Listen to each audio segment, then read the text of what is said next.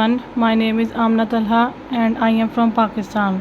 तो आज हम शुरू करते हैं चैप्टर 6 यानी कि पल्मोनोलॉजी। तो इसमें है फ़ीवर विद ड्राई कफ। इसकी हम देख लेते हैं कि इसकी चीफ कंप्लेंट्स क्या हैं। चीफ कंप्लेंट्स इन अपर RTI यानी रेस्पिरेटरी ट्रैक्ट इन्फेक्शन। तो इसमें कफ़ होगा, ड्राई कफ़ होगा और sorry throat, runny nose, nasal congestion, headache, low grade fever and facial pressure और स्नीजिंग। ठीक है, तो इसको लिए जो हम इन्वेस्टिगेशंस करवाएंगे उसको देख लेते हैं। CBC करवाएंगे, chest x ray, posterior anterior view, rule out COVID-19 if suspected, send COVID protocol tester.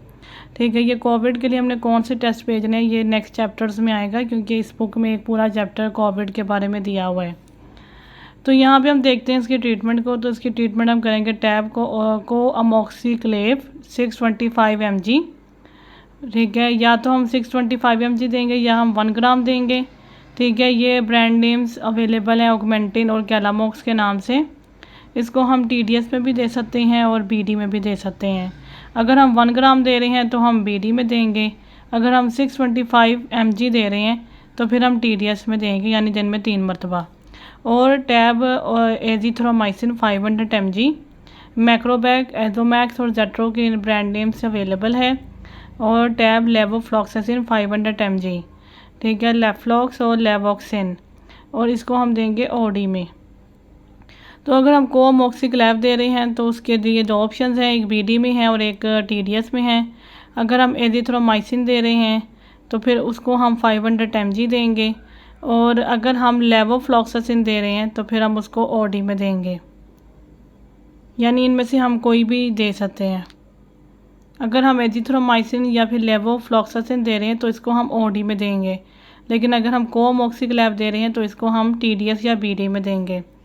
उसके बाद आते हैं कफ सप्रेसेंट सिरप। इसमें हाइड्रेलिन DM है, रेल्टस DM और कोरेक्स D 2 टीस्पून देंगे TDS में। उसके बाद आता है टैब लोराटेडीन 10 mg। ये सॉफ्टिन, लोरिन NSA और लोरेल के नेम से अवेलेबल है। या फिर हम दे सकते हैं इसकी जगह टैब फेक्सोफेनाडीन 60 mg और 120 mg, जो कि अवेलेबल है फेक्सेट, टेलफास्ट और फेक्सो के नेम से। इसको हम दोनों को OD में देंगे। Tab paracetamol. ठीक है, पैरासीटामोल में पेनाडोल, कालपोल और फेब्रोल। ठीक है, 1+1+1 यानी TDS। If high fever then 2+2+2। ठीक है, तो अगर हाई फीवर होगा तो हमने एक वक्त में 2 गोलियां खा लेनी है, और अगर इतना ज़्यादा फीवर ना हो तो फिर हमने एक वक्त में 1 गोली खानी है। उसके बाद आता है फीवर विद प्रोडक्टिव कफ। तो हमने ड्राई कफ के लिए देख लिया। अब हमने देखा कि जो ड्राई कफ वाला फीवर है वो अपर रेस्पिरेटरी ट्रैक्ट इन्फेक्शन को शो करता है। लेकिन अगर हम देखें कि फीवर के साथ कफ जो है वो प्रोडक्टिव है, यानी उसमें स्पूटम भी प्रोड्यूस हो रहा है, तो फिर हम इस समझ जाएंगे कि ये लोअर रेस्पिरेटरी ट्रैक्ट इन्फेक्शन की तरफ इशारा है।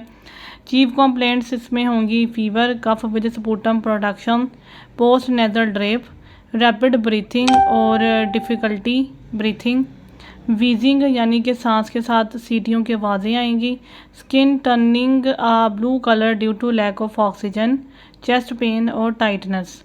ठीक है, तो इसमें स्किन टर्निंग ब्लू भी हो सकती है, चेस्ट पेन और टाइटनेस भी इसमें होगी, प्रोडक्टिव कफ यानी स्पूटम प्रोडक्शन होगी, रैपिड ब्रीथिंग होगी या फिर डिफ़िकल्टी इन ब्रीथिंग होगी, वीजिंग भी होगी। अच्छा, उसके बाद इसके लिए इन्वेस्टिगेशंस इसमें CBC है, यूरिया क्रेटिनिन एंड इलेक्ट्रोलाइट्स है, ESR है जो इसमें एलिवेटेड होगा, chest x ray, posterior anterior view इसमें भी ले लेंगे, स्पूटम का हम कल्चर करवा लेंगे ताकि हमें पूरी तरह से पॉजिटिव एजेंट का पता चल सके। Rule out COVID-19 if suspected, send COVID protocol tester. ठीक है, इसकी ट्रीटमेंट देख लेते हैं। इसमें टैब को अमोक्सिक्लेव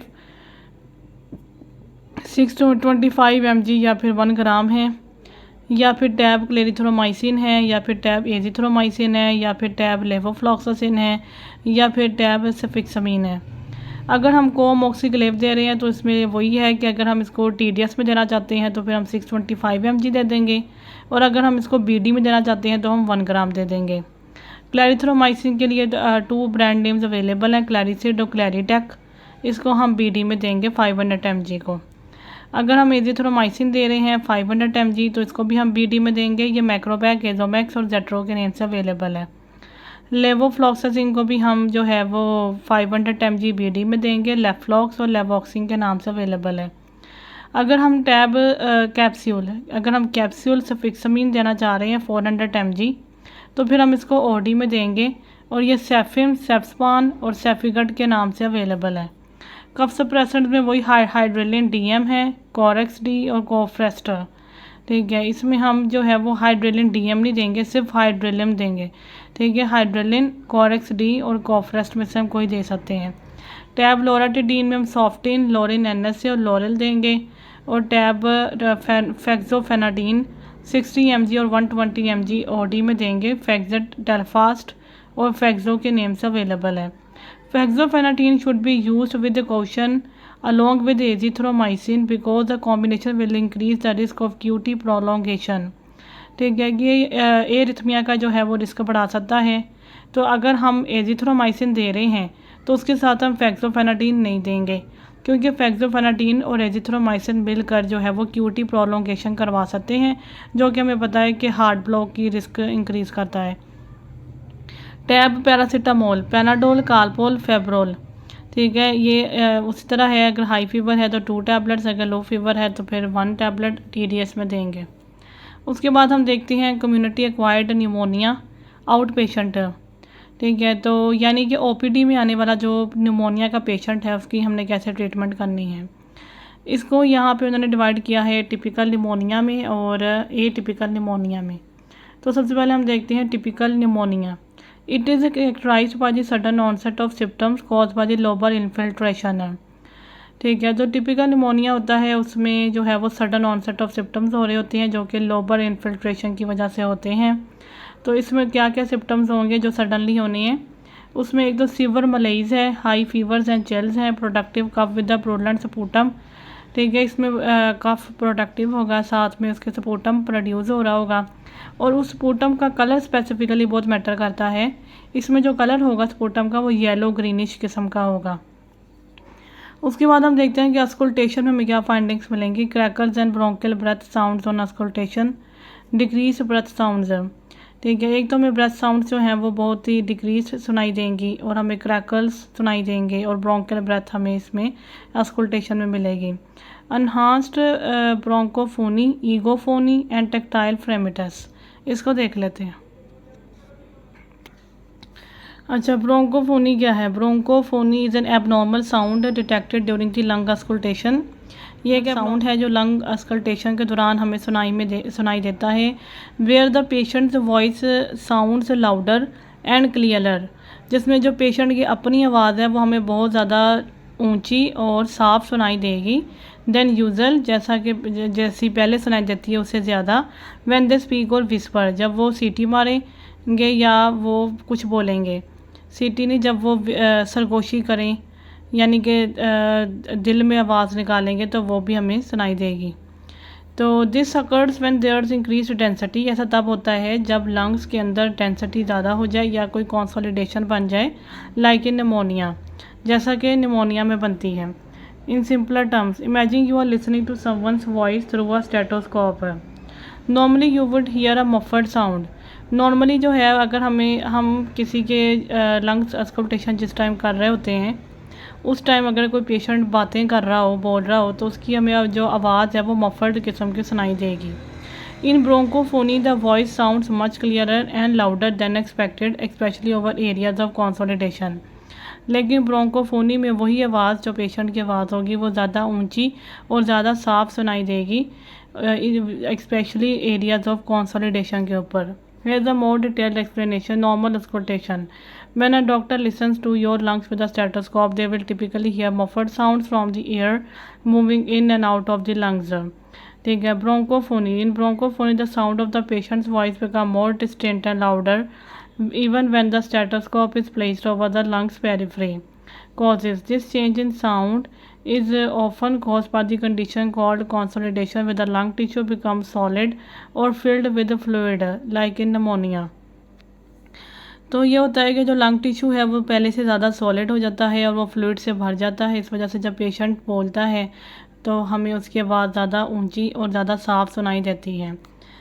clinical significance, bronchophony is a sign that can help doctors identify potential issues in the lungs such as pneumonia और other conditions leading to consolidation. वो सब कंडीशन जो कंसोलिडेशन करवाती हैं, ख़ास तौर पे न्यूमोनिया ही इसमें आती है, तो वो सब कंडीशन जो कंसोलिडेशन करवाएं उनके लिए ये हम ऑब्ज़र्व करेंगे कि उनमें ब्रोंकोफोनी पॉजिटिव होगी। उसके बाद हम देखते हैं egophony. Egophony is increased resonance of voice sounds heard when auscultating the lungs. इसमें यह होगा कि जो भी आवाज़ें होंगी उनकी हमें रेजोनेंस जो है वो बहुत ज़्यादा सुनाई देगी। Often cause for the lung consolidation and fibrosis, ये चीज़ हमें ज़्यादातर लंग की कंसोलिडेशन में और फाइब्रोसिस के केसेस में मिलती है। It is due to the enhanced transmission of high frequency sound across fluid. इसकी वजह यह होती है कि जब लंग्स के अंदर कोई एबनॉर्मेलिटी हो जाए तो उसके अंदर फ्लूइड फिल्ड होना शुरू हो जाता है, और उस फ्लूइड के अंदर से जो साउंड की ट्रांसमिशन होती है वो हाई फ्रीक्वेंसी साउंड होता है। तो जब हाई फ्रीक्वेंसी साउंड की ट्रांसमिशन इन्हांस्ड हो जाती है, जो कि अब नॉर्मल टिश्यू की निशानी है, तो इसकी वजह से रेजोनेंस इंक्रीज़ हो जाती है, और इस वजह से हमें जो है वो हाई रेजोनेंस, इंक्रीज रेजोनेंस सुनाई देती है, जबकि जो लोअर फ्रीक्वेंसी के साउंड्स होते हैं वो फिल्टर्ड आउट हो जाते हैं। What is a positive egophony test? Egophony is heard indicating some consolidation of the lung tissue. Negative, no egophony is heard indicating normal lung tissue is present. False positive occurs in the presence of fibrotic lung parenchyma.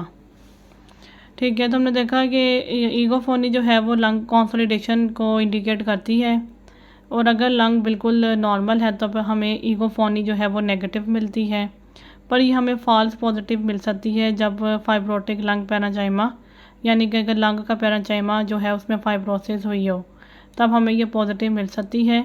यानी कि consolidation के अलावा भी fibrosis के cases में भी हमें egophony जो है वो पॉजिटिव लग सकती है, लेकिन वो फॉल्स पॉजिटिव होगी, क्योंकि वो असल में फाइब्रोसिस होती है, उस केस में कंसोलिडेशन नहीं होती। अब हम देख लेते हैं टेक्टाइल फ्रेमिटस को। The tactile fremitus also known as the tactile vocal fremitus, इसको टेक्टाइल वोकल फ्रेमिटस भी कहते हैं। It refers to the vibration of the chest wall, तो इसमें जो है वो चेस्ट वॉल की वाइब्रेशन होती है, that result from the sound vibrations created by speech और अदर वोकल साउंड्स। तो इसमें यह है कि इसमें चेस्ट वॉल की वाइब्रेशन होती है उन साउंड्स के ज़रिए, उन साउंड्स की वाइब्रेशंस के ज़रिए जो क्रिएट की जाती हैं बाय स्पीच, यानी बोलने से, या फिर कोई भी वोकल साउंड्स के ज़रिए। Fremitus is a vibration transmitter through the body. ठीक है, फ्रेमिटस जो है वो वाइब्रेशन को कहते हैं जो बॉडी से ट्रांसमिट हो रही हो। In common medical usage it usually refers to the assessment of the lungs by either the vibration intensity felt on the chest wall. ठीक है, उन्होंने कहा है कि मेडिकल यूसेज में हम फ्रेमिटस को रेफ़र करते हैं असेसमेंट ऑफ लंग्स के दौरान वो वाइब्रेशन फ़ील होने को जो हमें चेस्ट वॉल के ऊपर फ़ील होती है, और हियर्ड बाय अ स्टेटोस्कोप, या फिर वो वाइब्रेशन हमें स्टेटोस्कोप से हियर्ड हो जाए on the chest wall with certain spoken words. यानी कि हम पेशेंट्स को कुछ वर्ड्स बोलने के लिए कहेंगे, जब पेशेंट वो वर्ड्स बोलेगा तो हमें उसकी चेस्ट वॉल पर उस वक़्त में वाइब्रेशन महसूस होगी। उस वाइब्रेशन को हम जो है वो हैंड से भी फील कर सकते हैं, या फिर हम स्टेटोस्कोप में भी उनको जो है वो हियर्ड कर सकते हैं। Although there are several other types, लेकिन इसकी और भी टाइप्स होती हैं। उसके बाद हम देखते हैं यहाँ पे डलनेस ऑन परकशन। परकशन पे हमें डलनेस मिलेगी, अस्कुल्टेशन पे हमें क्रैकल्स मिलेंगे और ब्रोंकियल ब्रेथ मिलेगी, डिक्रीज ब्रेथ साउंड्स मिलेंगे, ईगोफोनी और ब्रोंकोफोनी और टेक्टाइल फ्रेमिटस मिलेगा। ये सब कुछ हमें अस्कुल्टेशन पे मिलना था, लेकिन परकशन पे हमें डलनेस मिलनी है, यानी बिल्कुल ऑपोजिट। डलनेस हमें परकशन में मिलनी है, अस्कुल्टेशन पे हमें बहुत किस्म की आवाज़ें आएंगी, परकशन पे हमें कुछ भी नहीं मिलेगा, डलनेस मिलेगी। Tachypnea and dyspnea, nasal flaring and thoracic retractions. ठीक है, तो यहाँ पे टेकिपनिया का मतलब ये है कि रेस्पिरेटरी रेट जो है वो इंक्रीज हो गया है। डिसिपनिया का मतलब ये है कि शॉर्टनेस ऑफ ब्रेथ है। ठीक है, तो यहाँ पे लिखा है इसकी रीजंस क्या हो सकती हैं। डिस्पनिया की रीजंस यहाँ पे नेजल फ्लेयरिंग लिखी हुई है एक तो, और एक यहाँ पे थोरेसिक रिट्रैक्शंस हैं। तो इसको हम देख लेते हैं। अच्छा, तो हम यहाँ पे देखते हैं कि नेजल फ्लेयरिंग जो है वो आउटकम ऑफ डिस्पनिया है, यानी कि अगर किसी को डिस्पनिया है, डिफ़िकल्टी इन ब्रीथिंग है, तो उसको नेजल फ्लेयरिंग हो जाती है। Nasal flaring or the widening of the nostrils during breathing is often a sign of respiratory distress or difficulty breathing.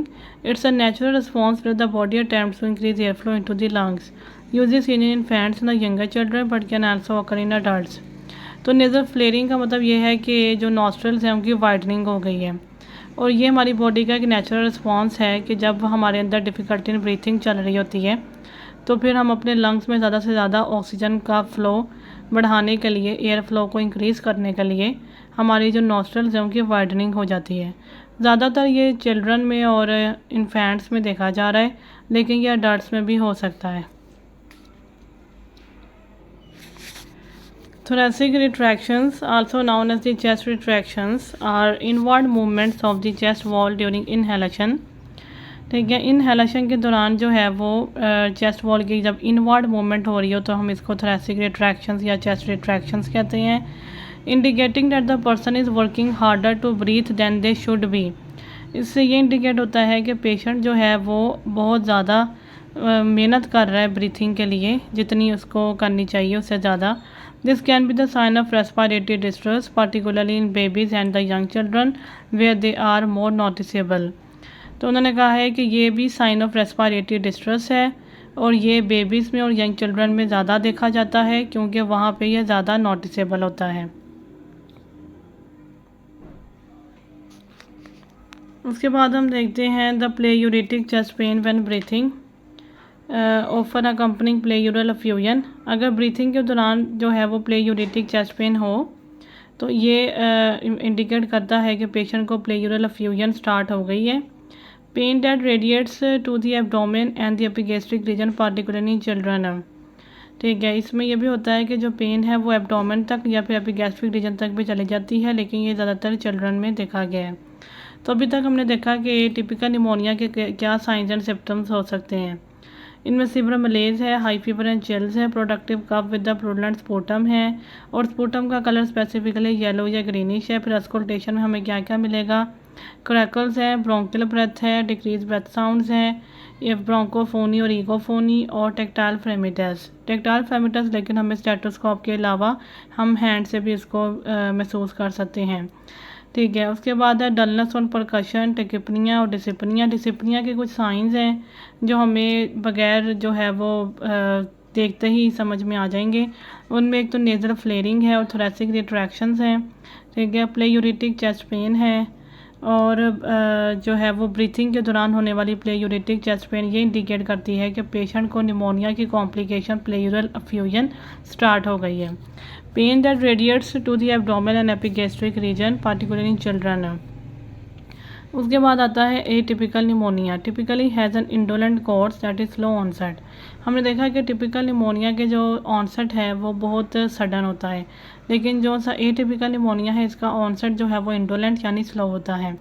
And commonly manifest with extra pulmonary symptoms, और इसमें जो है वो एक्स्ट्रा पल्मोनरी सिम्टम्स भी हो सकते हैं। ठीक है, सबसे पहले इसमें नॉन प्रोडक्टिव ड्राई कफ है। ठीक है, तो इसका जो कफ होगा वो उसमें स्पूटम नहीं होगा, ये नॉन प्रोडक्टिव होगा यानी कि ड्राई होगा। डिसिपनिया इसमें भी होगा। अस्कुल्टेशन ऑफन अनरिमार्केबल, हालांकि अस्कुल्टेशन में हमें बहुत ज़्यादा ऐसी फाइंडिंग्स मिलती हैं जो कंसोलिडेशन जो कि निमोनिया की बहुत बड़ी इंडिकेशन होती है उसकी तरफ इशारा करती हैं, लेकिन एटिपिकल निमोनिया में हमें अस्कुल्टेशन पे कोई फाइंडिंग्स खास नहीं मिलती। Common extra pulmonary features include fatigued, headaches, sore throat, myalgias and malaise. ठीक है, तो इसमें जो एक्स्ट्रा पल्मोनरी सिम्टम्स हैं वो हैं जो अक्सर फीवर के साथ एसोसिएटेड होते हैं, जैसे फटीग्ड हो गया, मियाल्जियाज हो गए, मलेज हो गया, हेडेक्स हो गए, सोर थ्रोट भी इसमें होगा। उसके बाद आता है diagnosis. Pneumonia is a clinical diagnosis based on history, physical examination, laboratory findings and the chest X-ray findings. इसके लिए हम हिस्ट्री में रिलाई करते हैं, फिज़िकल एग्जामिनेशन भी करते हैं, फ़िज़िकल एग्जामिनेशन में हमें जो है वो नेज़ल फ्लेयरिंग नज़र आ जाएगी, थोरेसिक रिट्रैक्शंस जो हैं वो हमें फ़िज़िकल एग्जामिनेशन के दौरान नज़र आएंगे, और अस्कुल्टेशन में मिलने वाली फाइंडिंग्स हमें फ़िज़िकल एग्जामिनेशन के दौरान मिल जाएंगी। परकशन में हमें डलनेस भी फ़िज़िकल एग्जामिनेशन में मिलेगी। लेबॉर्ट्री फाइंडिंग्स हम CBC वगैरह करवाएंगे, और चेस्ट एक्सरे जो है वो उसमें हमें कंसोलिडेशन और पैसिफिकेशंस ये सब कुछ जो हमें है नज़र आ जाएगा। कंसोलिडेशन माइक्रोबायोलॉजिकल स्टडीज़ कंसिडर, ठीक है, consider microbiological studies and advanced diagnostic based on patient history. इसमें माइक्रोबायोलॉजिकल स्टडीज़ को भी कंसिडर करते हैं और एडवांस्ड डायग्नोस्टिक टेस्ट करवाते हैं पेशेंट की हिस्ट्री पर डिपेंड करते हुए, comorbidity, severity and the entity of pneumonia. ठीक है, तो हम पेशेंट की हिस्ट्री बहुत ठीक से लेंगे। इसमें हो सकता है पेशेंट को कोई और भी कोमॉर्बिडिटीज़ मतलब कोई और भी बीमारियां साथ में हों, तो उनके बारे में भी हमें पता होना चाहिए, और उसकी बेसिस पे हम पेशेंट की माइक्रोबायोलॉजिकल स्टडीज़ करवा सकते हैं, यानी कि स्पूटम कल्चर वगैरह भी हमें लेना पड़ सकता है। लेबॉर्ट्री फाइंडिंग्स CBC अगर हम करवाएं तो उसमें हमें लिकोसाइटोसिस मिलेगी, यानी कि न्यूट्रोफिल्स जो हैं वो बहुत इंक्रीज हुए होंगे। इन्फ्लेमेटरी मार्कर्स में C रिएक्टिव प्रोटीन और ESR एलिवेटेड होंगे। सीरम प्रोकैल्सिटोनिन PCT जिसको हम कहते हैं is an acute phase reactant that can help to, ठीक है, तो सीरम प्रोकैल्सिटोनिन एलिवेटेड होगा, और ESR और CRP रिएक्टिव प्रोटीन एलिवेटेड होंगे। तो जितने भी एक्यूट फेस रिएक्टेंट्स और इन्फ्लेमेटरी मार्कर्स हैं वो इसमें एलिवेटेड होंगे। न्यूट्रोफिल्स भी ज़्यादा हो जाते हैं, इसमें लिकोसाइटोसिस हो जाती है। क्राइटेरिया फॉर हॉस्पिटलाइजेशन, अब हमने देखना है कि जो पेशेंट हमारे पास आया है निमोनिया के साथ, वो वैसे तो OPD में आया है सिर्फ अपना चेकअप करवाने के लिए, लेकिन हमने देखना है कि उसको हॉस्पिटल एडमिट करने की ज़रूरत है या नहीं। Criteria for hospitalisation, every patient should be assessed individually and clinical is the most important factor. तो यहाँ पे है कि जो भी पेशेंट आएगा हम उसको इंडिविजुअली असेस करेंगे, उसके क्लिनिकली भी उसको हम असेस करेंगे, ठीक है। The pneumonia severity index and the कर्व 65 score are the tools that can help to determine whether to admit the patient, ठीक है। इसमें जो है वो हमारे पास एक इंडेक्स है, एक स्कोरिंग सिस्टम है जिसको हम कर्व 65 स्कोर कहते हैं। इसके ज़रिए हम ये पता लगाते हैं कि हमें पेशेंट को एडमिट करना चाहिए या नहीं। तो यहाँ पे जो कर्व 65 स्कोर है वो यहाँ पे दिया हुआ है, ठीक है। तो इसको हम कर्व 65 स्कोर क्यों कहते हैं वो हम देखते हैं। C से कंफ्यूजन है, ठीक है, डिसोरिएंटेशन या इम्पेयर्ड कॉन्शियसनेस। अगर हम देखें कि निमोनिया वाले पेशेंट के अंदर जो है वो मेंटल स्टेटस इतना ठीक नहीं है और उसका अल्टर्ड सेंसोरियम लग रहा है, अगर डिसोरिएंटेशन है या इम्पेयर्ड कॉन्शियसनेस है, ठीक है, और अगर ऐसा है तो हम उसको 1 पॉइंट दे देंगे। सीरम यूरिया जो है वो उसका ग्रेटर दैन 7 mmol/लीटर या फिर 20 mg/डेसीलीटर से ज़्यादा है तो 1 पॉइंट। रेस्पिरेटरी रेट उसका अगर ज़्यादा है 30 पर मिनट से या उसके बराबर है तो 1 पॉइंट। ब्लड प्रेशर जो है वो सिस्टोलिक ब्लड प्रेशर उसका 90 mmHg से कम है जो कि 120 जितना होना चाहिए, और डायस्टोलिक ब्लड प्रेशर जो है वो उसका 60 mmHg से भी कम है, यानी कि उसका ब्लड प्रेशर जो है वो कम होता जा रहा है, तो हम उसको 1 पॉइंट देंगे। एज भी उसकी 65 ईयर से ज़्यादा है, यानी कि उसके अंदर इम्यूनिटी भी अब इतनी स्ट्रॉन्ग नहीं रही, तो हम उसको 1 पॉइंट देंगे। इंटरप्रिटेशन अब किस तरह होगी, each finding in assigned 1 point. ये जो CURB है findings, confusion, urea, respiratory rate, blood pressure, age को हमने वैसे ही याद रख लेना है। तो उसके बाद ये जितनी भी फाइंडिंग्स आएंगी और इनके आगे हमने 1 पॉइंट जो है वो ऐड करते जाना है। CURB 65 स्कोर 0 और 1, अगर वो सारा ऐड करने के बाद हमारे पास टोटल स्कोर 1 या बने या फिर 0 बने, पेशेंट में be treated as an outpatient, तो हम पेशेंट को आउट पेशेंट की यानी OPD की हैसियत से ही ट्रीट करते रहेंगे। अगर स्कोर 2 से ज़्यादा हो या 2 के बराबर हो, हॉस्पिटलाइजेशन इज़ इंडिकेटेड, तो फिर हम पेशेंट को एडमिट कर लेंगे और उसकी हॉस्पिटलाइजेशन की जाएगी। अगर कर्व स्कोर जो है वो 3 के बराबर हो या 3 से थोड़ा बराबर हो या ज़्यादा हो, तब हम पेशेंट को ICU लेवल की केयर देंगे, यानी फिर उसको ना सिर्फ हॉस्पिटल में बल्कि आईसीयू में भी एडमिट कर दिया जाएगा। निमोनिया सिविरिटी इंडेक्स, इसको पीएसआई भी कहते हैं, पॉड स्कोर, पीएसआई स्कोर कह लो या इसको पॉड स्कोर कह लो। Patients are assigned to one of the 5 risk classes based on the more complex point system than in कर्व 6। तो यहाँ पे यह है कि यहाँ पे कुछ रिस्क क्लासेस दी होती हैं इसके अंदर, और पेशेंट्स को उन रिस्क क्लासेस में से एक क्लास दी जाती है जितना ज़्यादा उनका वो कॉम्प्लेक्स सिस्टम होता है। ठीक है, on a more complex point system than in कर्व 6 points are distributed based on patient age, comorbidities and lab results. यहाँ पे ये इंडेक्स उन्होंने शो तो नहीं किया हुआ क्योंकि ये इतना इंपॉर्टेंट नहीं है, लेकिन ये उन्होंने कहा है कि कर्व 6 के से ज़्यादा कॉम्प्लेक्स होता है। क्राइटेरिया फॉर आईसीयू एडमिशन, अब ये देख लेते हैं। अभी हमने पहले देखा कि कर्व 65 स्कोर को हम यूज़ कर सकते हैं ये पता लगाने के लिए कि पेशेंट को हॉस्पिटल में एडमिट करना चाहिए या नहीं। अब हमने देखा कि वो कर्व स्कोर से हमें पता चल जाता है कि पेशेंट को आउट पेशेंट की हैसियत से ट्रीट करना है या हॉस्पिटल में एडमिट करना है या फिर उसकी आईसीयू जो है वो उसमें एडमिट करना है। अब यहाँ पे देखते हैं criteria for ICU admission. The decision of whether to admit a patient to ICU should be based on the clinical judgement. ठीक है, सबसे पहले तो उन्होंने कहा है कि ये डिसीजन जो है वो क्लिनिकल जजमेंट ही पर डिपेंड करना चाहिए, यानी कि जो पेशेंट के क्लिनिकल रिजल्ट्स आ रहे हैं, जो उसकी कंडीशन चल रही है क्लिनिकली, उस हिसाब से ही हमें जजमेंट करनी चाहिए। The IDSA ATS criteria for the sewer community acquired pneumonia can be used to help triage patients with CAP and guide empiric antibiotic treatment decisions। अब जो क्राइटेरिया वो हमें दे रहे हैं वो सीवर CAP के लिए दे रहे हैं, जिससे हम ट्राइज पेशेंट्स को जो है वो कर सकते हैं। ट्राइज पेशेंट्स को हम इससे उनके लिए इस क्राइटेरिया को यूज़ कर सकते हैं, और इसके अलावा हम एम्पीरिक एंटीबायोटिक ट्रीटमेंट का डिसीजन ले सकते हैं। यानी कि एम्पीरिक ट्रीटमेंट वो होती है जो हम विद इन फ्यू आवर्स के अंदर शुरू कर देते हैं without knowing the causative agent, without knowing the exact bacteria responsible. ठीक है, हम एग्जैक्ट बैक्टीरिया को जाने बगैर जो एंटीबायोटिक्स पेशेंट को दे देते हैं उसको एम्पीरिक ट्रीटमेंट या एम्पीरिक एंटीबायोटिक ट्रीटमेंट कहते हैं। ठीक है, उसके बाद हम यहाँ पे देखते हैं IDSA ATS criteria for sewer cap.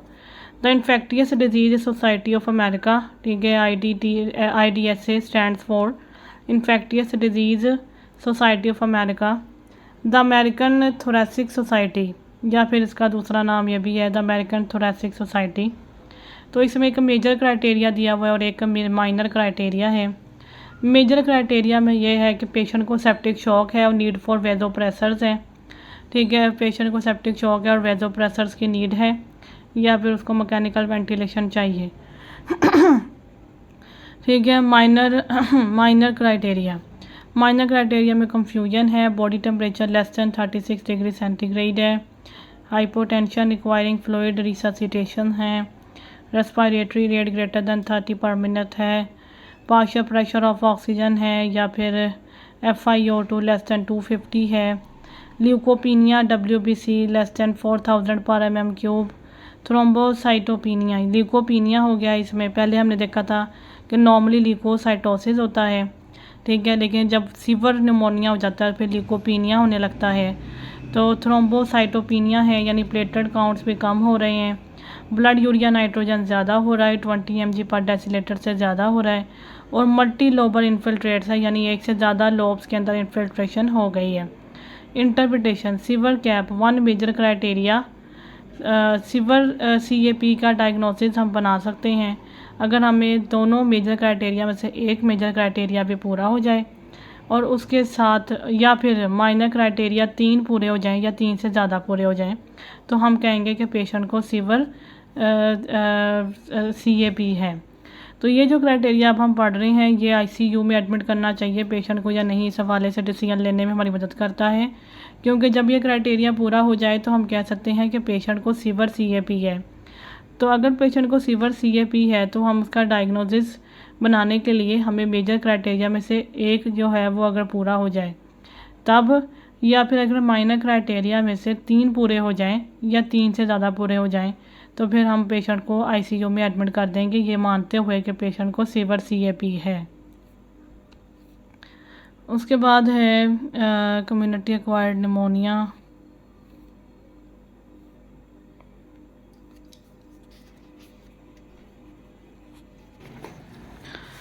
तो यहाँ पे हम देखते हैं पहले इस साइड को, तो यहाँ पे है diagnose bacterial lower respiratory tract infection और एबीजीज हैं। ठीक है, एबीजीज में हमने देखा कि पार्शियल प्रेशर ऑफ ऑक्सीजन को हम देख लेंगे, deranged LFTs and urea, creatinine and electrolytes. ठीक है, तो यहाँ पे है कि डायग्नोज बैक्टीरियल हमने देखा था कि हमने सीरम प्रोकेसिटोनिन को भी इसमें जो है वो उसकी भी हमने करवानी होती है लेबॉर्ट्री टेस्टिंग, और वो जो है वो एक्यूट फेस रिएक्टेंट है जो कि डायग्नोस करने में मदद करता है लोअर रेस्पिरेटरी ट्रैक्ट इन्फेक्शन को।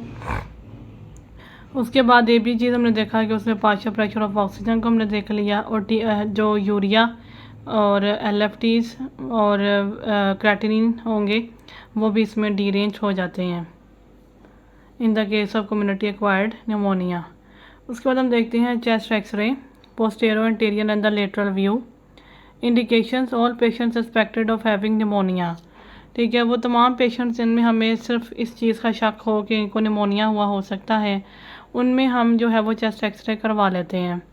फाइंडिंग्स, अगर लोबर निमोनिया है तो उनमें क्या फाइंडिंग्स आएंगी, और अगर ब्रोंको निमोनिया है तब क्या फाइंडिंग्स आएंगी, वो अब हम देख लेते हैं। लोबर निमोनिया, ओपेसिटी ऑफ वन और मोर पल्मोनरी लॉब्स। लोबर निमोनिया में ये होगा कि जो लंग्स के लॉब्स होते हैं उनके ऊपर जो है वो एक ओपेसिटी बनी होगी, तो एक के ऊपर बनी होगी या वन और मोर, एक से ज़्यादा के ऊपर भी बनी हो सकती है। प्रेजेंस ऑफ एयर ब्रोंकोग्राम्स, और हम देखेंगे कि एयर ब्रोंकोग्राम्स की प्रेजेंस भी हमें मिलती है लोबर निमोनिया के केसेस में। Appearance of translucent bronchi inside opaque areas of alveolar consolidation.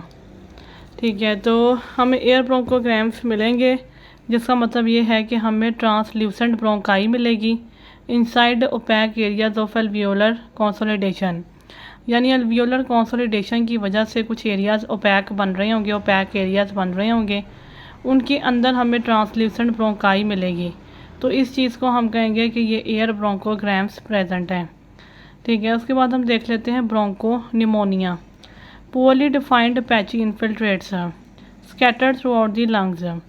Bronco pneumonia में हम देखेंगे कि कुछ पैचेस बने होंगे, और वो पैचेस जो हैं वो थ्रू आउट दी लंग्स जो हैं वो स्कैटर्ड हुए होंगे। प्रेजेंस ऑफ एयर ब्रोंकोग्राम्स, इसमें भी हमें एयर ब्रोंकोग्राम्स की प्रेजेंस मिलेगी। एटिपिकल और interstitial pneumonia, diffuse reticular opacity, इसमें हमें जो है वो डिफ्यूज रेटिकुलर ओपेसिटी, एब्सेंट और मिनिमल कंसोलिडेशन। एटिपिकल निमोनिया में हमें कंसोलिडेशन जो है वो एब्सेंट मिलेगी या बहुत ही कम मिलेगी, इसमें हमें ज़्यादा ओपेसिटी मिलेगी जो डिफ्यूज़ होगी बिल्कुल। उसके बाद आता है पैरानिमोनिक फ्यूजन।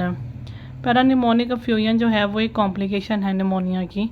ठीक है, यानी कि इसमें फ्लूइड जब इकट्ठा होने लग जाता है तब फ्यूजन बन जाती है। Chest CT usually without contrast, pneumonia के केसेस में हम चेस्ट का सीटी स्कैन भी करवाते हैं without contrast. Advantages, more reliable evaluation of circumscribed opacities, pleural empyema और द साइट्स ऑफ कंसोलिडेशन। ठीक है, उन्होंने कहा है कि चेस्ट सीटी करवाने का हमें ज़्यादा फ़ायदे होते हैं, ये मोर रिलायबल एवेलुएशन कर सकता है ओपेसिटीज़ की और प्लेयूरल एम्पाइमा की और साइट्स ऑफ कंसोलिडेशन की। इंडिकेशंस क्या हैं इसकी? इनकन्क्लूसिव चेस्ट एक्सरे, अगर हमें चेस्ट एक्सरे पे कुछ ख़ास ना मिल रहा हो, कोई ऐसी फाइंडिंग्स जो सजेस्टिव ऑफ निमोनिया हो वो हमें चेस्ट एक्सरे में ना मिलें, लेकिन सिम्टम सजेस्ट कर रहे हों कि ये निमोनिया ही है, तब हम चेस्ट सीटी करवा सकते हैं without IV contrast. Recurrent pneumonia, अगर किसी को बार बार निमोनिया हो रहा हो तब भी हम चेस्ट सीटी करवाएंगे। पुअर रिस्पॉन्स टू ट्रीटमेंट, तो उस केस में भी हमें जो है वो चेस्ट सीटी करवाना चाहिए। तो इसको हम IRP कह सकते हैं, यानी inconclusive chest x ray, recurrent pneumonia और पुअर रिस्पॉन्स टू ट्रीटमेंट। ठीक है, तो इसमें हमें जो है वो बहुत अच्छे तरीके से ओपेसिटीज़ नज़र आएंगी, कंसोलिडेशंस नज़र आएंगी और एम्पाइमा को देख लेते हैं। एम्पाइमा इज़ अ कलेक्शन और गैदरिंग ऑफ पस with in the naturally existing anatomical cavity. पहले से ही कोई मौजूद नेचुरल एनाटॉमिकल कैविटी के अंदर अगर पस जो है वो गैदर होने लग जाए तो इसको हम एम्पाइमा कहते हैं। The term is most commonly use to refer to pleural empyema. Empyema में ज़्यादातर जो मोस्ट कॉमनली यूज्ड चीज़ होती है, टर्म होता है, वो प्लेयूरल एम्पाइमा है, which is empyema of the pleural cavity. ठीक है, इट इज़ सिमिलर और the same in the meaning as an abscess but the context of use में समटाइम्स बी डिफरेंट है। उन्होंने कहा है कि ये एब्सेस के साथ एब्सेस वाली टर्म के सिमिलर है, लेकिन कॉन्टेक्स्ट में ये जो है वो समटाइम्स डिफरेंट तरीके से इस्तेमाल होती है। यानी ये बिल्कुल एब्सेस वाली चीज़ ही होती है कि इसमें जो है वो कलेक्शन ऑफ पस हो रहा होता है with in the anatomical cavity. तो यहाँ पे हम देख लेते हैं कि एयर ब्रोंकोग्राम्स क्या होते हैं, जो कि हमने देखा कि ये निमोनिया की फाइंडिंग्स में पाए जाते हैं। It is a radiological sign seen on imaging. ये एक रेडियोलॉजिकल साइन है जो हमें इमेजिंग में मिलता है। Typically the chest X-ray the CT scan, जब हम चेस्ट का एक्सरे करवाएं या चेस्ट का CT स्कैन करवाएं तब हमें यह मिलता है। where the air filled bronchi are visible against the background of consolidated opaque lung tissue। तो लंग टिश्यू जो है जब वो पैक हो जाता है तो उसके अगेंस्ट हमें जो है वो एयर फिल्ड ब्रोंकाई नज़र आने लगते हैं। यानी कि इसमें जो ब्रोंकाई है वो हमें विजिबल नज़र आते हैं क्योंकि वो एयर फिल्ड होते हैं। It essentially means that the airways within the lungs within a lung are filled with air.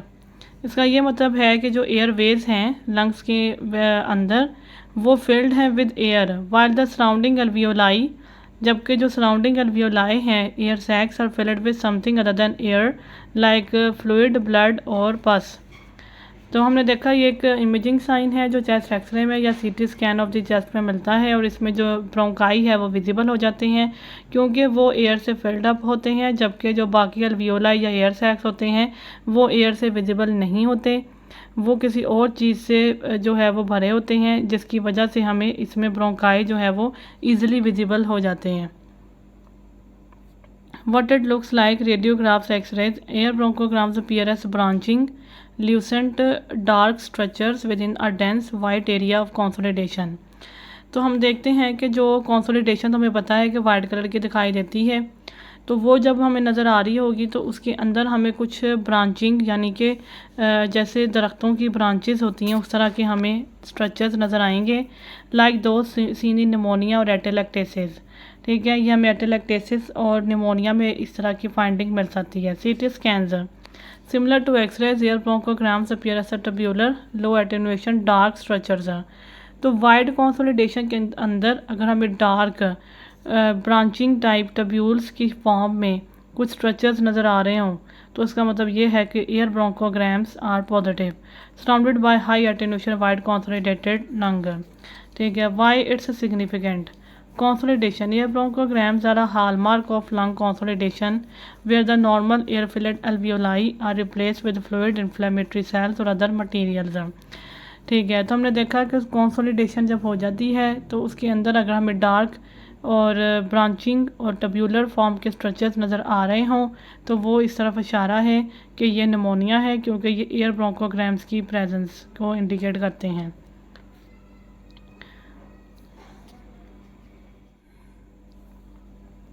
Duration of treatment 5 to 7 days of therapy is usually sufficient. ठीक है, यानी कि 1 वीक तक जो है वो हम ट्रीटमेंट कर लेते हैं in the case of pneumonia. उसके बाद हम देखते हैं कम्युनिटी एक्वायर्ड निमोनिया की treatment. Previously healthy patients without comorbidities और risk factors for the resistant pathogens, यानी वो पेशेंट्स जो पहले हेल्दी थे और उनको पहले से कोई बीमारी नहीं थी और उनको कोई रिस्क फैक्टर्स इस तरह के नहीं थे कि लगे कि इनको दोबारा ये डिज़ीज़ हो सकती है, उनके लिए हम क्या ट्रीटमेंट करेंगे? उनको हम देंगे कैप्सूल अमोक्सिसिलिन 500 mg और 2 अमोक्सिल 1 ग्राम। ठीक है, 3 times डेली। ठीक है, तो इसमें हम जो है वो कैप्सूल अमोक्सिसिलिन दे सकते हैं जो कि अमोक्सिल के नाम से अवेलेबल है, और इसको हम जो है वो 1 ग्राम देंगे। 500 mg भी दे सकते हैं और 1 ग्राम भी हम देंगे। 500 mg या 1 ग्राम देंगे और TDS में देंगे। और कैप्सूल डॉक्सीसाइक्लिन, या इसमें यह है कि हम अगर हम अमोक्सिसिलिन 500 mg दे रहे हैं तो उसकी हम 2 कैप्सूल्स देंगे, और अगर हम 1 ग्राम दे रहे हैं तो फिर हम 500 mg तो 1 ग्राम से वैसे ही पूरा हो जाएगा। तो हमने एक तरह से 1 ग्राम TDS में देना है, चाहे हम उसको 500 mg 2 कैप्सूल्स करके दे दें या फिर हम वैसे ही 1 ग्राम वाला कैप्सूल दे दें। उसके बाद आता है कैप्सूल डॉक्सीसाइक्लिन 100 mg। ये वाइब्रामाइसिन और डॉक्सिन के नेम से अवेलेबल है 2 टाइम्स डेली यानी BD में, और टैब एजिथ्रोमाइसिन 500 mg एजोमैक्स के नेम से अवेलेबल है 500 mg on day 1 followed by 250 mg once daily for 4 days और 500 mg OD for 3 days.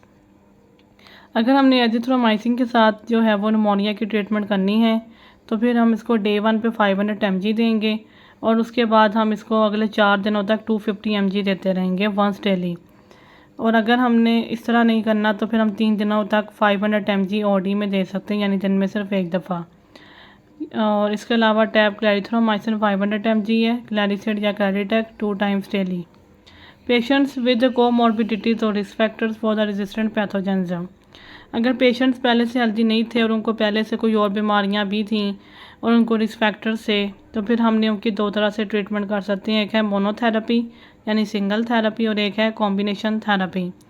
Single therapy with the respiratory fluoroquinolone, ठीक है, इसकी ट्रीटमेंट हम करते हैं फ्लोरोक्विनोलोन से। टैब लेवोफ्लॉक्सासिन, ठीक है, फ्लोरोक्विनोलोन्स में आता है अब लेवोफ्लॉक्सासिन 750 mg वंस डेली, या फिर tab moxifloxacin 400 mg once daily. ये एवेलॉक्स और मॉक्सीगेट के नाम से अवेलेबल है, या फिर टैब गैमीफ्लॉक्सासिन 320 mg गैरट और गिमाई के नाम से अवेलेबल है वंस डेली।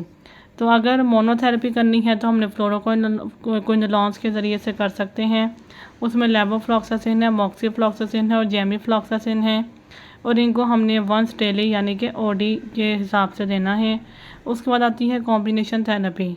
टैब मॉक्सीसिलिन क्लेवुलेनिक एसिड 1 ग्राम ऑगमेंटिन BD में देंगे, ठीक है, और कैप्सूल सेफुरोक्समीन 250 mg के जीनासेफ और जीसफ के नाम से अवेलेबल है 500 mg BD, और टैब सिर्फ पोडोक्समीन, ठीक है, ये 200 mg है, प्रीलॉक्स और ओरेलॉक्स के नाम से अवेलेबल है BD, ठीक है। कॉम्बिनेशन थेरेपी में हम अमोक्सिसिलिन और क्लेवुलेनिक एसिड के कॉम्बिनेशन को दे सकते हैं, या हम कैप्सूल सीफुरोक्समीन को देंगे, या हम टैबलेट सेफपोडोक्समीन को देंगे, ठीक है। इनमें से हम कोई भी दे सकते हैं, plus 1 of the following.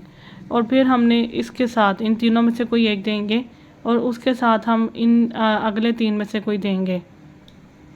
Capsule doxycycline दे सकते हैं 100 mg 2 times daily. Tab azithromycin दे सकते हैं 500 mg, ठीक है, on day 1 followed by 250 mg OD for 4 days और 500 mg OD for 3 days. Tab clarithromycin दे सकते हैं 500 mg। सपोर्टिव ट्रीटमेंट भी हमें साथ साथ करनी पड़ती है। इसमें सपोर्टिव केयर में है एडिक्वेट हाइड्रेशन, ठीक है, न्यूट्रिशन एंड रेस्ट। पेशेंट की न्यूट्रिशन का हम ध्यान रखेंगे, उसकी हाइड्रेशन का, और उसको जो है वो रेस्ट प्रॉपर मिलना चाहिए। एंटीटोसिव्स में हम सिरप देंगे कॉरेक्स टी और सिरप पल्मोनॉल और सिरप हाइड्रेलिन। फीवर के लिए हम टैब पैरासीटामोल 500 mg देंगे, ठीक है, 1 to 2 टैबलेट्स डेली TDS में। कैल्शियम और विटामिन सप्लीमेंट्स देंगे एबोकाल और CAC 1000 डेली। एंटीहिस्टामीन्स हम देंगे टैब फेक्सोफेनाडीन 120 mg OD। उसके बाद ये वाले जो है वो कुछ इमेजेस को देख लेते हैं। पहली इमेज हमने देखा कि राइट लंग ओपेसिटी, यहाँ पे एक ओपेसिटी दी हुई है, ठीक है, और x-ray chest postero anterior and ill defined area of the opacification in the lower right lung extends inferiorly to obscure part of the margin of the right hemi diaphragm. तो यहाँ पे एक ब्लैक कलर की opacity है जिसने जो है वो एरिया को इल डिफाइंड कर दिया है, राइट हेमी डायाफ्राम के एरिया को, और इसने जो है वो और ये इंफीरियरली एक्सटेंड कर रही है। तो यहाँ पे हमने देखा कि ये एक ओपेसिटी है, ठीक है। ओपेसिटीज़ जो होती हैं वो डार्क होती हैं, और यहाँ पे हम देख सकते हैं कि किस तरह से जो रिब्स की मार्जिन है उसको थोड़ा सा डिफाइंड कर दिया है। उसके बाद हम देखते हैं राइट अपर लोब निमोनिया, ठीक है, chest x-ray, posterior anterior view, there is heterogeneous right upper lobe consolidation with air bronchograms. तो यहाँ पे हम देखते हैं कि जो राइट अपर लोब है वहाँ पे कंसोलिडेशन हुई हुई है, ठीक है। कंसोलिडेशन में पता है कि वाइट कलर की होती है, और यहाँ पे कुछ ब्रांचिंग, इसके अंदर कुछ ब्रांचिंग टब्यूलर्स ब्लैक स्ट्रक्चर्स हैं, ठीक है, जिसको हम कहेंगे कि एयर ब्रोंकोग्राम्स भी इसमें पॉजिटिव हैं। वैसे ये कंसोलिडेशन है, पर इसके अंदर जो ब्लैक टब्यूलर स्ट्रक्चर्स नज़र आ रहे हैं वो एयर ब्रोंकोग्राम्स के पॉजिटिव होने की निशानी है। उसके बाद हम देखते हैं लेफ़्ट अपर लोब निमोनिया, ठीक है। तो यहाँ पे भी हम कंसोलिडेशन को देख सकते हैं। अ लार्ज होमोजेनस ओपेसिफिकेशन है यहाँ पर। Green overlay can be seen over the left upper lobe. तो यहाँ पे जो है वो ओपेसिफिकेशन है, green overlay can be seen over the left upper lobe. It is also obscuring the left heart border, ठीक है। ये जो लेफ़्ट हार्ट बॉर्डर है वो भी हमें ठीक से दिखाई नहीं दे रहा। एंड लेफ़्ट पल्मोनरी वेजल्स, और पल्मोनरी वेजल्स भी इसकी वजह से हाइड हो रहे हैं। तो ये जो ओपेसिफिकेशन है, होमोजेनस ओपेसिफिकेशन, ये जो है वो हम देख सकते हैं। This appearance is typical of air space consolidation due to the left upper lobe pneumonia. ये लेफ़्ट अपर लोब निमोनिया की वजह से होने वाली एयर स्पेस कंसोलिडेशन है। तो इस तरह के जो हैं वो चेस्ट एक्सरे फाइंडिंग्स हमें निमोनिया में मिल सकते हैं। कम्युनिटी एक्वायर्ड निमोनिया इन पेशेंट वार्ड। अब हम देखेंगे कि वो निमोनिया का पेशेंट जो इन वार्ड हो, यानी कि जो वार्ड में एडमिट कर लिया जाए, तो अब हमने उसकी क्या ट्रीटमेंट करनी है। तो अब हम देखते हैं निमोनिया के उस पेशेंट की ट्रीटमेंट जिसको हॉस्पिटल में एडमिट कर लिया गया हो। Airway, ensure patient is maintaining on airway, ठीक है। तो हम देखेंगे कि पेशेंट का जो एयरवे है वो मेंटेन है या नहीं। Assess and secure stable airway. सबसे पहले तो पेशेंट का जो एयरवे है उसको हम सिक्योर कर देंगे। Breathing, check saturation of oxygen if less than 94। अगर हम सैचुरेशन ऑफ ऑक्सीजन को चेक करेंगे, अगर वो 94 से कम हो तो फिर हम ऑक्सीजन थेरेपी को स्टार्ट कर देंगे वाया द नेज़ल कैनुला, और हम 1 to 6 लीटर ऑफ ऑक्सीजन दे सकते हैं पर मिनट के हिसाब से। Circulation, maintain 2 large bore intravenous line, ठीक है, हम 2 लार्ज बोर इंट्रावीनस लाइन्स को मेंटेन करेंगे। वाइटल्स मॉनिटरिंग, पेशेंट के वाइटल्स को मॉनिटर करते रहेंगे, ब्लड प्रेशर और respiratory rate, pulse rate, temperature, saturation of oxygen. Send labs, फिर हम पेशेंट के लैब्स भिजवाएंगे जिसमें CBC है, यूरिया, क्रेटिनिन और इलेक्ट्रोलाइट्स है, LFTs हैं और PT है, INR, LDH, lactase dehydrogenase, CRP, C reactive protein, ESR और RBS यानी random blood sugar, cardiac enzymes, procalcitonin, D dimer, ये सारा कुछ जो है वो हम लैब टेस्ट में भिजवा देंगे।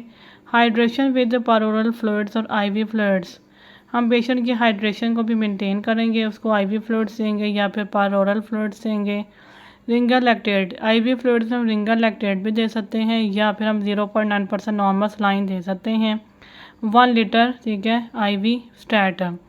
स्टैट का मतलब होता है कि उसी वक्त हम दे देंगे। Empiric antibiotic therapy for community acquired pneumonia.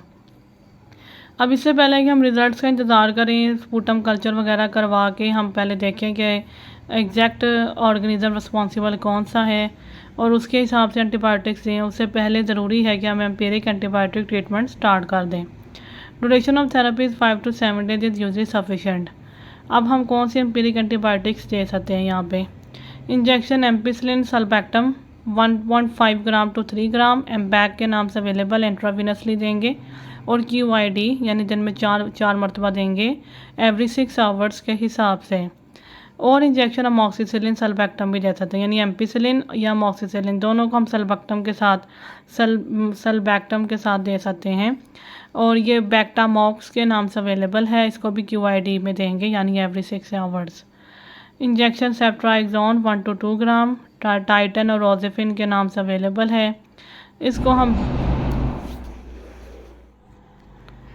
तो हम यहाँ पे हम देखते हैं कि हम एम्पिसिलिन को या मॉक्सिसिलिन को सल्फेक्टम के साथ देंगे तो हम QID में देंगे। और इसके अलावा हम सेफ्ट्राइक्सोन को या फिर सिफोटेक्समीन को 1 to 2 ग्राम दे सकते हैं। अगर हम सेफ्ट्राइक्सोन को देते हैं तो हम इसको BD या फिर OD दे सकते हैं every 12 to 24 hours depending on patient condition. और सिफोटेक्समीन को भी हम TDS या BD में दे सकते हैं every 8 to 12 hours depending on patient condition. और उसके बाद है the plus one of the following, ठीक है। तो हमने यहाँ पे देखा कि कॉम्बिनेशन थेरेपी हमने कर ली। अब हम इनमें से जो है वो एक और देंगे, इंजेक्शन एजिथ्रोमाइसिन या फिर इंजेक्शन क्लैरिथ्रोमाइसिन में से देंगे। इसको हम OD में देंगे अगर हम एजिथ्रोमाइसिन दे रहे हैं, और क्लैरिथ्रोमाइसिन को हम BD में देंगे। कैन आल्सो भी गिवन पर ओरली इन टैबलेट फॉर्म, लेकिन इन दोनों को हम टैबलेट फॉर्म में भी दे सकते हैं। Monotherapy single antibiotic treatment for the non ICU non sewer patient, ठीक है। उसके बाद हम जो है वो पेशेंट जो नॉन ICU जिनके लिए ICU में एडमिट करना या फिर नॉन सीवर पेशेंट्स के लिए हम जो ट्रीटमेंट देंगे उसमें इंजेक्शन लेवोफ्लॉक्सासिन है, ठीक है। 500 mg ओवर 100 ml और 750 mg ओवर 150 ml लेफ्लॉक्स के नाम से अवेलेबल है, IV में देंगे OD। और injection moxifloxacin 400 mg over 250 ml मॉक्सीगेट मोफेस के नाम से अवेलेबल है, ठीक है। इसको हम IV में देंगे और OD देंगे। Empiric antibiotic therapy for the risk factors for pseudomonas aeruginosa, वो पेशेंट्स हैं जिनके लिए हमें रिस्क है कि उनको सियोडोमोनास एरोगिनोसा जो है वो हो सकता है, तो उनके लिए हम एंटीबायोटिक ट्रीटमेंट जो है वो कैसे स्टार्ट करेंगे। इसमें भी 2 तरह की दी हुई है, कॉम्बिनेशन थेरेपी है एक तो, और फिर उसके साथ हमने इनमें से plus one of the following है। कॉम्बिनेशन थेरेपी में इंजेक्शन पाइपरासिलिन और टैजोपेक्टम है। तो इसमें इंजेक्शन पाइपरासिलिन प्लस टैजोपेक्टम है, यानी टेंजोसिन EF के नाम से अवेलेबल है, QID में देंगे IV। और injection ceftazidime 1 gram to 2 gram Fortum IV every 8 hours. Injection cefepime 1 gram to 2 hours Usef के नाम से अवेलेबल है, TDS में देंगे यानी every 8 hours IV। Injection meropenem 1 gram Meropem या पेनरो के नाम से अवेलेबल है, इसको IV में देंगे TDS। Injection imipenem सिलास्टेटिन 500 mg to 1 ग्राम सिलापेन और टाइनाम के नाम से अवेलेबल है, इसको IV में देंगे और QID यानी every 6 hours plus one of the following. तो इसके इन इंजेक्शंस के साथ हम बाकी इनमें से जो है वो कोई एक दे सकते हैं। तो इसमें है इंजेक्शन एजिथ्रोमाइसिन 500 mg, ठीक है, एजिटमा, और इसको हम IV में देंगे OD में। और इंजेक्शन क्लैरिथ्रोमाइसिन 500 mg का वायल क्लैरिसिड, ठीक है, इसको BD में देंगे। या फिर इंजेक्शन लेवोफ्लॉक्सासिन या फिर मॉक्सीफ्लॉक्सासिन।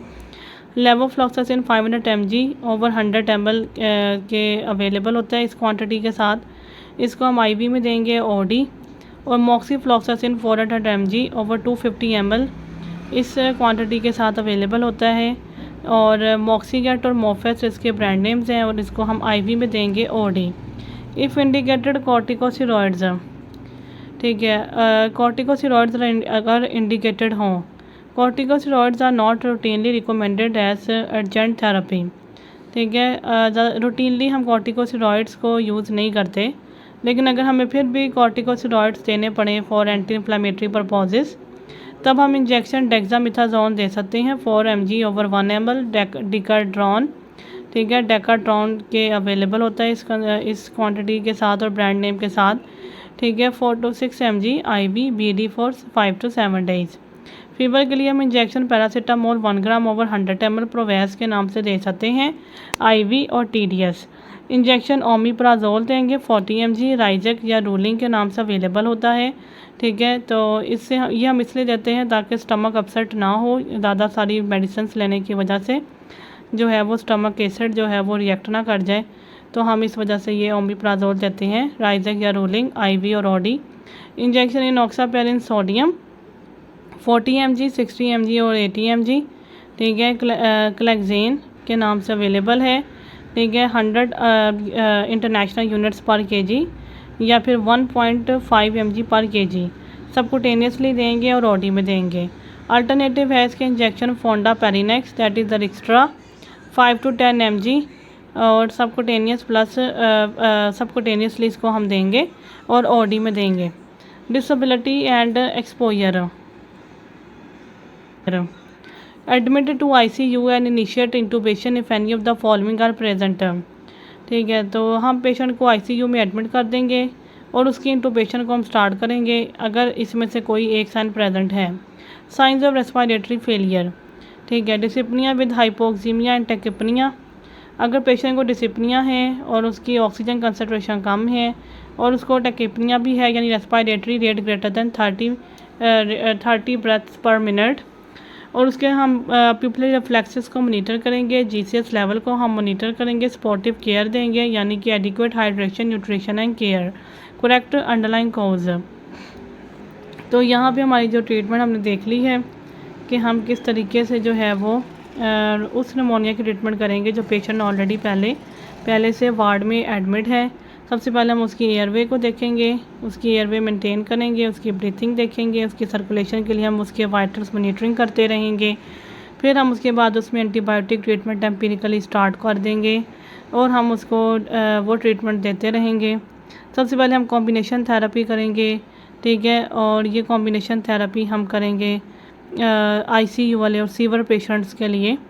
ठीक है, उसके बाद हम मोनोथेरेपी करेंगे और ये नॉन ICU और नॉन सीवर पेशेंट्स के लिए है। उसके बाद हम एम्पिरिक एंटीबायोटिक ट्रीटमेंट करेंगे उन पेशेंट्स के लिए जिनमें रिस्क ऑफ स्यूडोमोनास एरोगिनोसा है। इनके लिए जो है वो थोड़ी सी ट्रीटमेंट जो है वो हमने देखा डिफरेंट है, कॉम्बिनेशन थेरेपी है और 1+1 ऑफ द फॉलोइंग है। अब हम देखते हैं कि स्यूडोमोनास एरोगिनोसा के रिस्क फैक्टर्स क्या होते हैं। Several factors increase the risk of pseudomonas aeruginosa infection. उन्होंने कहा है कि कुछ फैक्टर्स ऐसे हैं जो स्यूडोमोनास एरोगिनोसा इन्फेक्शन के रिस्क को बढ़ा देते हैं। These include weakened immune system, जो कि हमें पता है कि ओल्ड पेशेंट्स में जो है वो इम्यून सिस्टम वीक हो जाता है, या फिर डायबिटीज़ के पेशेंट्स में, या कोई भी पेशेंट जिसका कोई क्रॉनिक इलनेस हो उनमें इम्यून सिस्टम्स जो हैं वो वीक होते हैं।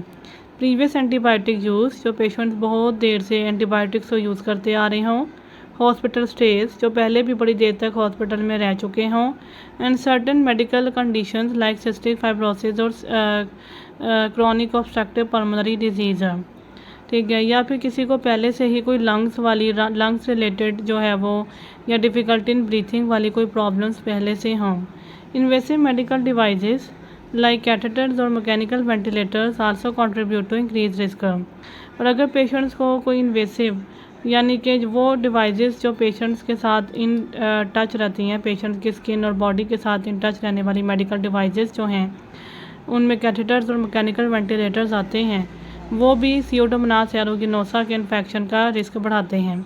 तो ये सब चीज़ें जो हैं वो एक तरह से ओवरऑल हॉस्पिटल के साथ रेलिवेंट हैं, क्योंकि हॉस्पिटल में ही ये सब कुछ होता है। तो हम कह सकते हैं कि वो स्यूडोमोनास एरोगिनोसा का रिस्क उन पेशेंट्स में ज़्यादा हो जाता है जो बहुत ज़्यादा देर तक जो है वो हॉस्पिटल में स्टे करते हैं। तो उस तरह के पेशेंट में फिर हम ट्रीटमेंट जो है वो थोड़ी सी डिफरेंट करते हैं निमोनिया के केस में। उसके बाद हम देखते हैं नोज़ोकोमियल निमोनिया या फिर हॉस्पिटल एक्वायर्ड निमोनिया, इसको HAP भी कहते हैं।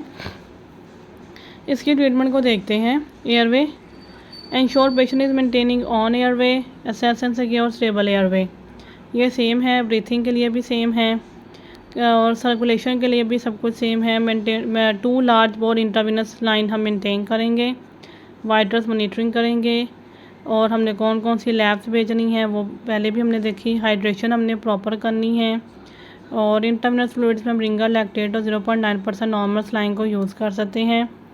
Empiric antibiotic therapy for hospital acquired pneumonia, duration of therapy 7 days is usually sufficient. उसके बाद यहाँ पे ये डिफ़िकल्ट टू रीड है कि ये येलो से इन्होंने क्या लिखा हुआ, patient not at high risk for mortality and without risk factors for MRSA infection. ठीक है, तो यहाँ पे लिखा हुआ है कि वो पेशेंट्स जिनको मोर्टेलिटी का रिस्क इतना ज़्यादा नहीं है, not high at risk for mortality and without risk factors, और जिनमें रिस्क फैक्टर्स नहीं हैं MRSA के इन्फेक्शन के। MRSA होता है मिथिसिलिन रेजिस्टेंट स्टेफिलोकोकस ऑरियास। तो वो पेशेंट जिनको MRSA के साथ इन्फेक्शन होने के रिस्क फैक्टर्स नहीं हैं और जिनकी मोर्टेलिटी इतनी ज़्यादा नहीं है, उन पे हम क्या करेंगे, उनके लिए हम मोनोथेरेपी करेंगे, यानी सिंगल एंटीबायोटिक ट्रीटमेंट करेंगे। इंजेक्शन इमीपिनम और सिलास्टेटिन 500 mg QID एवरी 6 आवर्स और इंजेक्शन सिफिपीम 2 ग्राम TDS और IV और इंजेक्शन पाइप्रासिलिन प्लस टेजोबैक्टम 4.5 ग्राम टेंजो और टेंजोसिन QID, ठीक है, और इंजेक्शन मीरोपिनम 1 ग्राम मीरोनम और पेनरो IV TDS और injection levofloxacin 750 mg over 150 ml Leflox IV और OD। तो यहाँ पे दो चीज़ें जो हैं वो हम QID की फॉर्म में देंगे, उसमें वो एक तो इमीपिनम और सिलास्टेटिन वाला और एक पाइप्रासिलिन और टेजोबैक्टम, इन दोनों को तो हम QID में देंगे। दो चीज़ें ऐसी हैं जिन्हें हम TDS में देंगे अगर हम उन्हें दें, तो एक इंजेक्शन सिफिपीम है और मीरोपिनम है, और एक चीज़ ऐसी है जिसको हम OD में देंगे, उसमें इंजेक्शन लेवोफ्लॉक्सासिन है। उसके बाद आता है patient not at high risk for mortality but with risk factor for MRSA infection. अब हम उन पेशेंट्स को देखते हैं जिनकी मोर्टेलिटी की रिस्क तो हाई नहीं है, लेकिन उनके अंदर MRSA के इन्फेक्शन होने के रिस्क फैक्टर्स मौजूद हैं। कॉम्बिनेशन थेरेपी करेंगे इसमें हम विद इंजेक्शन लाइनेजोलिड, ठीक है, 600 mg ओवर 300 ml ईकासिल IV एवरी 12 आवर्स और injection vancomycin IV at dose 15 mg पर kg 8 to 12 hours with goal to target trough level 15 to 20 mg per ml। Consider loading dose of 25 to 30 mg पर kg once for severe illness. तो यहाँ पे हम देखते हैं कि लोडिंग डोज क्या होती है। Loading dose is the initial higher dose of a drug that may be given at the beginning of the course of treatment before dropping down to a lower maintenance level, ठीक है। जो हम higher dose देते हैं drug की initially at the beginning of course, उसको हम loading dose कहते हैं, और उसके बाद जो है वो हम लोअर मेंटेनेंस डोज जो है वो ड्रग की मेंटेन कर लेते हैं। तो यहाँ पे उन्होंने हमें बताया है कि वैंकोमाइसिन की हम इंट्रावीनसली देंगे और इसकी डोज हम 15 mg पर kg रखेंगे और हम इसको 8 to 12 आवरली देंगे, और हमने इसके जो लेवल्स हैं उसको 15 to 20 mg पर ml तक हमने इसके लेकर जाना है। तो जो हम इसके लोडिंग डोज देंगे वो 25 to 30 mg पर kg होगी once for the severe illness. Loading dose हम इसकी 25 to 30 mg देंगे और उसके बाद हम हर 8 से 12 घंटे इसको 15 mg पर kg देते रहेंगे। Plus one of the following injection piperacillin plus tazobactam 4.5 mg। तो इसमें टेंजो है और टेजोसिन EF है, IV और QID में हम देंगे, और इंजेक्शन सिफिपीम है 2 ग्राम IV TDS और सेफ्टेजिडीम है 2 ग्राम फोर्टम और फोर्टाजिम के नाम से अवेलेबल है, TDS और IV देंगे। इंजेक्शन इमीपिनम सिलास्टेटिन है, इंजेक्शन मीरोपिनम 1 ग्राम है। Patients at high risk for mortality and patients with structural lung disease, ठीक है, वो पेशेंट जिनकी रिस्क ऑफ मोर्टेलिटी हाई है और उनके अंदर कोई ना कोई पहले से भी लंग डिजीज़ प्रेजेंट है। Consider combine therapy with linezolid और वैंकोमाइसिन, ठीक है, इसके लिए हम पहले कम्बिनेशन थेरेपी करेंगे विद लाइनजोलिड और वैंकोमाइसिन, ठीक है, इनमें से कोई एक, plus any 2 of the following, avoid combining 2 beta lactams, ठीक है। तो हम लाइनजोलिड और वैंकोमाइसिन में से कोई एक देंगे और फिर उसके बाद हम आगे जो दिए गए हैं उनमें से कोई एक और मज़ीद ऐड कर देंगे, तो वो कॉम्बिनेशन थेरेपी बन जाएगी। तो इसमें एक पाइप्रासिलिन और टेजोबैक्टम है, सेफिपीम है, सेफ्टेजिडीम है, मीरोपिनम है और इमीपिनम प्लस सिलास्टेटिन है।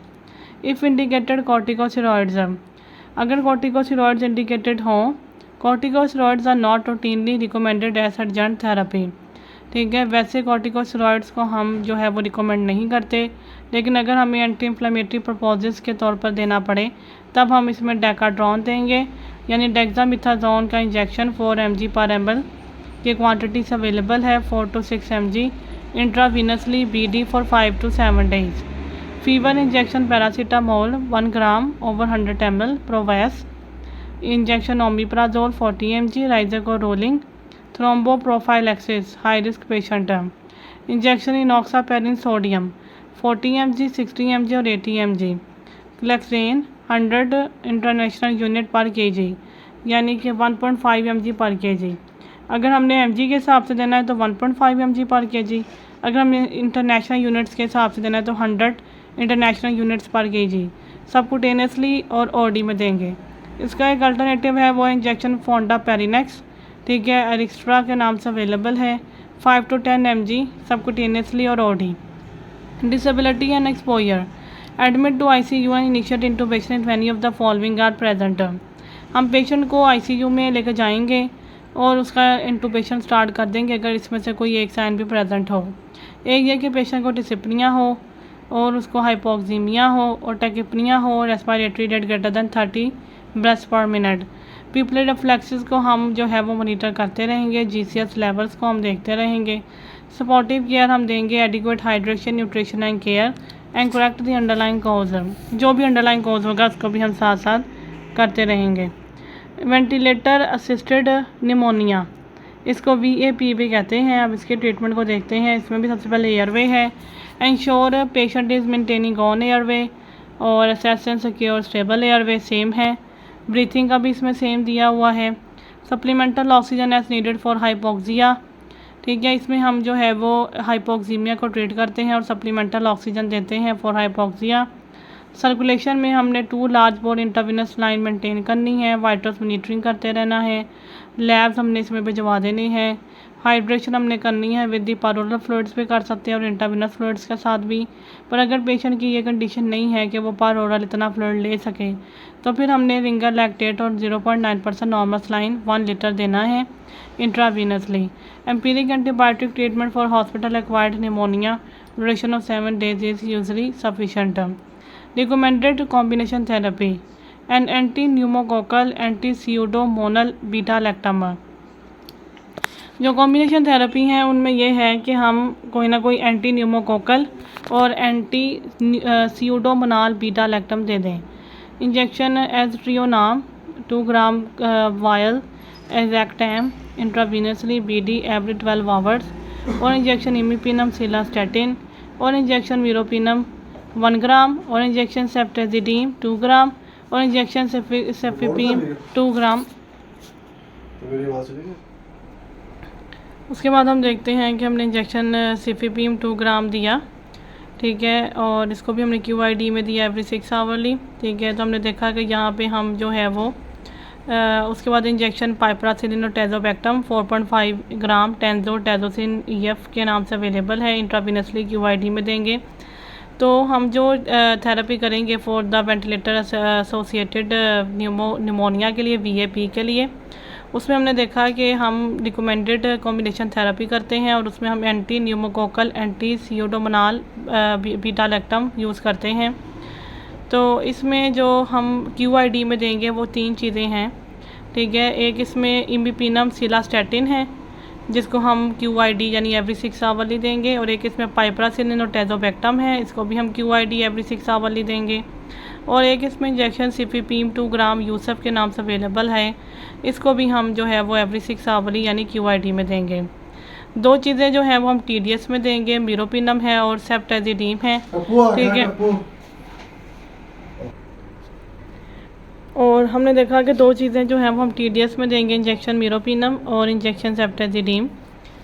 और यहाँ पे हमने देखा कि एक चीज़ जो है वो हम BD में देंगे, इंजेक्शन एस्ट्रियोनाम, ठीक है। तो यहाँ हमने देखा कि QID में हमने 3 चीज़ें दी, TDS में हमने 2 चीज़ें दी और एक मेडिसिन हमने जो है वो BD में दी, plus 1 of the following antibiotics with MRSA activity, ठीक है। उसके अलावा हम MRSA एक्टिविटी वाली एंटीबायोटिक्स दे सकते हैं जिनमें इंजेक्शन लाइनज़ोलिड है और इंजेक्शन वैंकोमाइसिन है, ठीक है। वैंकोमाइसिन को हम इस तरह से देंगे कि इनिशियली हम उसकी लोडिंग डोज 25 to 30 mg देंगे और उसके बाद फिर हम इसको 15 mg पर kg तक देते रहेंगे 8 to 12 hourly, plus 1 of the following और इंजेक्शन इमिपिनम सिलास्टेटिन, ठीक है, 500 mg IV QID। अगर हमने पहले वाले में इंजेक्शन इमिपिनम सिलास्टेटिन को सेलेक्ट नहीं किया था किसी और के साथ ट्रीटमेंट कर रहे थे तो हम जो है वो इंजेक्शन इमिपेनम सिलास्टैटिन को QID में दे देंगे और इंजेक्शन मीरोपिनम, ठीक है, इसको TDS में देंगे। इफ़ इंडिकेटेड कॉर्टिकोस्टेरॉइड, अगर हमें कोई ना कोई कॉर्टिकोस्टेरॉइड यूज़ करना पड़े तो फिर हम उसको डेक्सामेथासोन 4 mg/ml, डिकाड्रॉन जो है वो यूज़ कर सकते हैं 4 to 6 mg IV BD for 5 to 7 days। Fever के लिए इंजेक्शन पैरासीटामोल यानी प्रोवैस देंगे। ओमिप्राजोल हम राइजक या रूलिंग की शक्ल में देंगे। थ्रोम्बोप्रोफाइलैक्सिस भी हमें करनी पड़ सकती है हाई रिस्क पेशेंट्स में, जिसके लिए हम इनॉक्सापेरिन सोडियम देंगे, ठीक है, यानी क्लेक्सेन। और इसका अल्टरनेटिव दे सकते हैं injection fondaparinux. Disability and exposure monitor pupillary reflexes and GCS score. Supportive care में hydration, nutrition and sufficient rest, not absolute bed rest and physical therapy.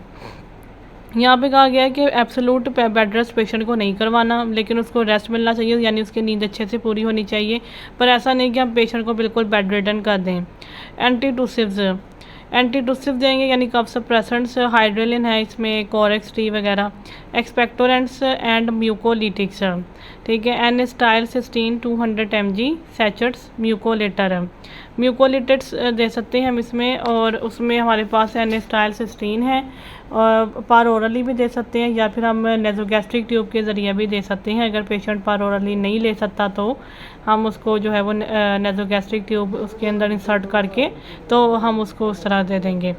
Correct underline cause, और अंडरलाइन जो भी cause आता रहेगा, fever आ रहा है तो fever का ट्रीटमेंट कर दिया, नोज़िया, वॉमिटिंग, जो भी पेशेंट को मज़ीद कुछ और होता रहेगा हम उसका भी ट्रीटमेंट करते रहेंगे।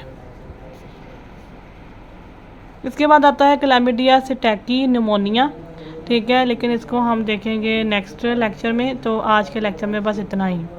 तो आज के लेक्चर में हमने डिस्कस कर लिया है वेंटिलेटर एसोसिएटेड निमोनिया को, और हमने यहाँ पे देखा नोज़ोकॉम्बियल निमोनिया जिसको हॉस्पिटल एक्वायर्ड निमोनिया भी कहते हैं, और इसके अलावा हमने देखा कम्युनिटी एक्वायर्ड निमोनिया की इन पेशेंट वार्ड वाली ट्रीटमेंट, और इसके अलावा हमने निमोनिया की जो एक्सरे फाइंडिंग्स हैं उनको देखा, और फिर हमने जो है कम्युनिटी एक्वायर्ड निमोनिया की ट्रीटमेंट देखी, कर्व स्कोर देखा हमने, और हमने IDSS स्कोर देखा for the admission of patient to ICU and for classifying the pneumonia severe pneumonia, ठीक है। और इसके अलावा हमने यहाँ पे देखा कि फ़ीवर विद प्रोडक्टिव कफ और फीवर विद ड्राई कफ, ठीक है, यानी कि अपर रेस्पिरेटरी ट्रैक्ट इन्फेक्शन या फिर लोअर रेस्पिरेटरी ट्रैक्ट इन्फेक्शन, ठीक है।